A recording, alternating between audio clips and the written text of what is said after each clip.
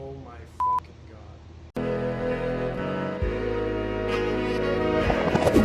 god. Let's start on a lighter note, shall we? Moving from the interior in the last video back to the motor. Typically, this is not standard protocol for draining your oil.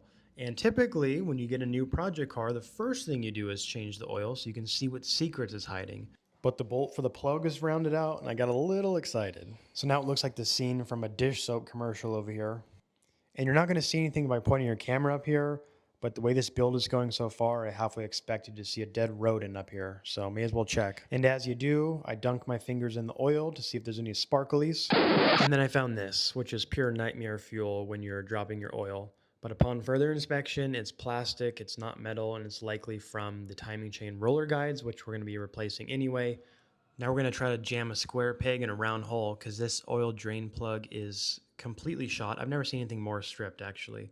So we're going to drill it out and prepare to tap it and go ahead and extract the old plug. And thankfully I thought ahead, and I already have a new one of these, so let's just go ahead and drop that in, and then we can move on to the next job, which is removing the coil packs, preparing to pull off this side cover.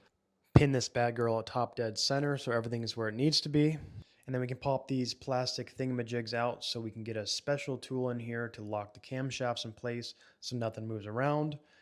And we pull the tensioners out, and in proper Porsche fashion, you can't get to all of them without removing something. And these are all different, so I made sure to keep them all in order. 3 bolts to pull the IMS housing off, jimmy it a little bit, and then we get that cover off. But unfortunately, this is about the point where my excitement stops for the day.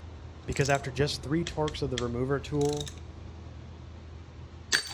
the whole shaft snaps off. And at this point, I'm absolutely freaking out because I don't know if there's another way to get this thing out.